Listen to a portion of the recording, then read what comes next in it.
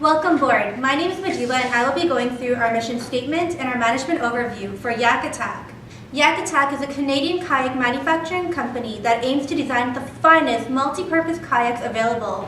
We use advanced materials and rotational molding techniques to build quality polyethylene kayaks. We aim to allow enthusiasts of all levels, beginners to seasoned professionals, to experience a wonderful time kayaking by providing a kayak that could endure a range of activities. So for our management overview, I'd like to touch on our team dynamics and our cost management structure. For team dynamics, we basically decided that all of our decision making is going to be consensus. So although we had roles assigned to us, different managers like production manager, marketing and finance, and HR, we decided that through interim reports, meetings, all decisions will be done together as a consensus. And this turned out to be very successful as each of our management members provided great experience and expertise in all of the subject matter. The next thing we focused on was cost management. So we've had consistent growth in cash every single year. How this happened was that our pricing strategy allowed our company to better compensate workers for their labor. And we kept overhead costs low and invested in capital to build our capacity. Next, I'd like to just jump into our departmental strategies. So we had financing. We built our capital capacity in 3 different ways. We had adding capital, we chose the right financial services and insurance, and we also did our capital cost structures analysis on a regular basis. So adding capital, when it came to building capacity through purchasing ovens, which was our main way to do it, we had to consider all the costs that would be associated with it, as well as the potential that we can build revenue and cash on hand if we purchase the oven. Because we knew that an additional oven meant more inventory, we knew that this would offset any of our maintenance costs, and so we added basically 4 ovens to our company over 6 years. The next thing we focused on was making sure we were with the right financial services and we had the right insurance. So when choosing our financial services, we started off with Capital Bank and we switched very quickly to People's Bank. Why? Because it met our short-term loan and long-term loan interest and the type of investment that we were looking for. They also had very reasonable interest rates as compared to the other options that we had. And then when it came to insurance, we were very consistent with what we had year after year. We focused on 4 insurance policies which we were consistent with, and those were theft, broken machinery and equipment, damaged finished goods, and our legal protection. So another way we were building our capital was making sure that we were doing consistent capital cost structure analysis. What this meant that we focused on analyzing our debt to equity ratio on a year-to-year basis. This information was able to provide us with the best understanding of what was currently pending that had to be paid out and how much equity we had on hand. It also gave us the overall balance remaining, which could have been used and which we did use to invest in capacity building, which was building our capital and our labor force, etc., etc. We basically saw that from our analysis, we basically saw that we grew our cash on hand. And we started off with the lower debt to equity ratio, and this increased the amount that we were able to invest back into our company. The fact that we had a lower debt to equity ratio overall just showed that we were able to achieve our goal to increase our cash on hand. However, that we failed to utilize it and capitalize on how to help increase a company's profits.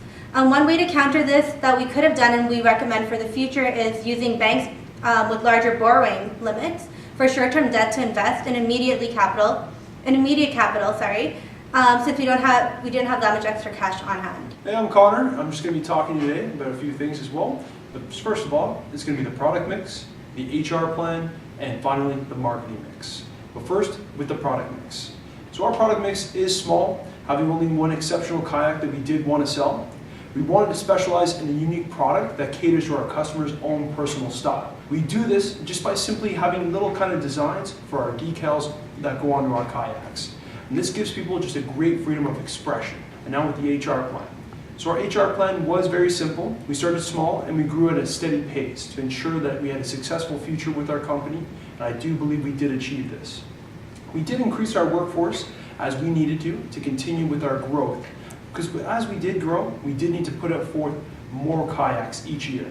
And this trend of steady growth did ensure our success and allowed us to give our employees more raises on their wages, as well as better benefits throughout the year. And finally, our marketing mix. So even though we do sell only one product, we do promote and market this product very diversely. So we invested small amounts into magazines, billboards, and even our own corporate website. But we did come to the conclusion that the best way to promote our kayaks was with trade shows and having our own professionals demonstrate on how to properly enjoy our kayaks. Hi, my name is Christopher. I'm going to be talking about our top 3 strengths and top 3 weaknesses. So for our strengths, our first strength is employee incentives. Because of our incentives including benefits, high-paying wages, etc., we have inspired a loyal and talented team of employees. Our next strength is our dynamic team. Because we have a very dynamic team, we are able to diagnose and fix problems before they occur within the company. And our last strength is our far-reaching market. Because we have such a far-reaching market, we are not dependent on the market of just one place, such as Canada. We're able to shift where we want to export to. And if one market doesn't do too well, like Canada, we're able to still generate a large profit from all the other areas we export to. Next, I'm going to be talking about our top 3 weaknesses.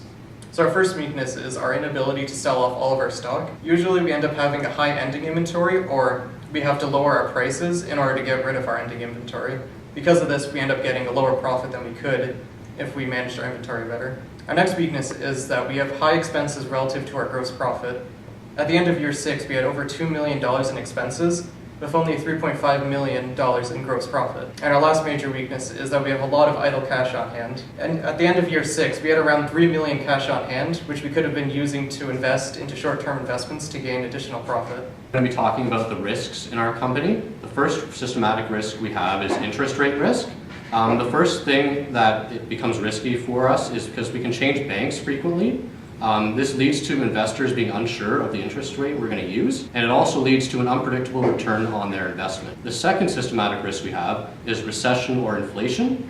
We must invest in a type of insurance to help combat the inflation or lower our price without losing profit and gross margin too much. I'm on to premium risks. The only premium risk we saw was having a volatile price. We have the opportunity to change our price at any given time, and this affects the stocks and currency in all countries. Secondly, we can reduce the retail discount from a high amount to a lower one, as it cost us $3,924,225 in year 6. Our last risk would be our competition. It's very difficult to gauge what other companies in the industry will produce. It's also hard to gauge how much they're going to price them at. Our job was to make a unique high-end kayak for athletic competitors and wealthy individuals by the end of the simulation, which we ended up doing. So for Yak Attack, our company, we had 3 potential opportunities out of the simulation to further our enhancement. The first one would be expansion. We have the opportunity for sales to increase through this by expanding different countries. We have different target markets. We can make high-end kayaks for rich individuals, low-end kayaks for people in less wealthy countries. This will allow us to become more diverse and more acceptable throughout the world. It also increases our innovation and product development. Our second opportunity is to design and make different types of kayaks. Like I said earlier, we can make high-end kayaks for athletic competition or lower-end kayaks just for leisure riding. Our third opportunity is to obtain sponsorships, improve company image. This will increase reputation, shows our company is doing well, and potential for our target market to increase. Hi, my name is Kesvan. I'm going to be talking about the most challenging aspects in managing our company, as well as the turning points that we faced. So I'm going to start with the most challenging aspects in managing our company, which as a team, we decided was determining the price to set our kayak at every year. There was 2 main factors that we discussed as a group when determining the price to set it at. One was the internal factors, which included production. The amount of kayaks we produced determined how much we would set our price at. If we were producing a lot of kayaks, we'd set our price low. If we were producing not enough kayaks, we'd set our price high. There was also the quality. The better quality the kayak was, the higher the price we set it at.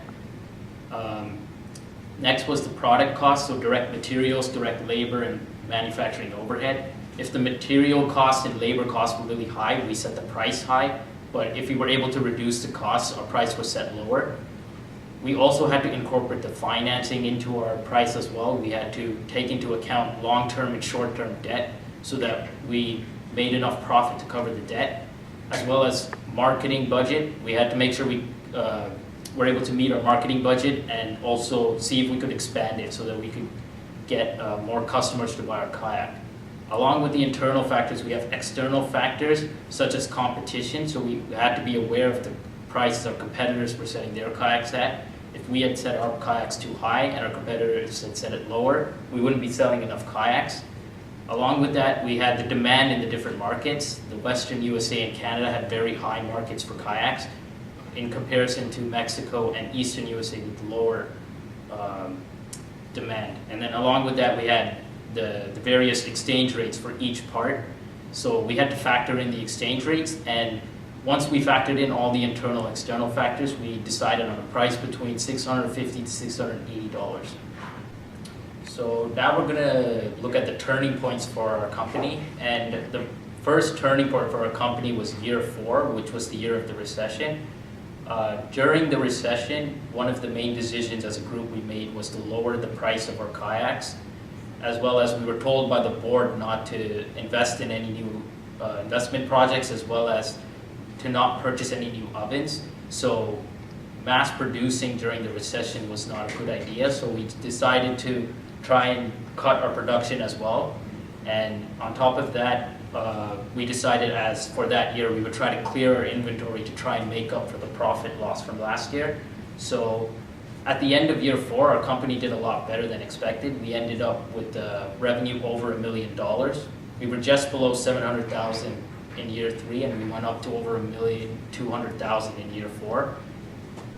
So moving on to year 5, which was another turning point for us, but in the negative direction, was we had sold all of our kayaks from the previous year of year 4. So going into year 5, we had no beginning inventory to start with. So one of the main decisions we had to do was we either had to produce close to max capacity, or we had to boost our prices, but either one would not guarantee that we'd be selling all of our kayaks. So in order to try and maintain our profit level as well as net sales, what we decided to do was drop the market of Canada for that 1 year. And as a result, we only sold 5,000 of our 14,000 produced during the year. So we took a huge loss of $1 million. We still hovered a profit of 200,000, but we took a loss from last year of $1 million, and our cash on hand was almost depleted. We had just under $700,000 cash left, and using the lessons we learned from year 5, we were able to clear out all 22,000 inventory we had in year 6, and we were able to bring our profit again above $1 million. So I believe that year 5 was one of the main turning points for our company. If we take a look at the pros and cons of self-appraisal, we'll start with pros. When a group member does their own self-evaluation, it puts ownership towards their own work. So they're aware of how much they have contributed to the team, and they are aware of their own strengths and weaknesses. So that it helps the team, because the team doesn't really have to judge them as much, because the member already knows what they're capable of. But for the cons, they don't really know how they perceive themselves to the other group members. So they may be weak, but they don't know it, which is not a good thing. If we look at the pros and cons of peer appraisal, the pro is that often members are open to feedback from other group members, and they like to learn from their own mistakes, and also they would like to learn the good things that they have done for the group. Con is that if a member gets evaluated well, they tend to just like not learn anything from it. They just like decide, okay, well, I did fine, I don't have to worry much about it. And then also, if it's a friend evaluating you, you may not learn much because they're just taking it easy on you.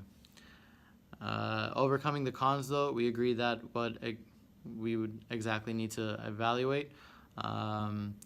From our experiences in the group, we see that it is ideal to reach out to a person instead of calling them out like in front of other group members, because that's not really ideal. It's kind of disrespectful. More items for team appraisal if we had to judge more.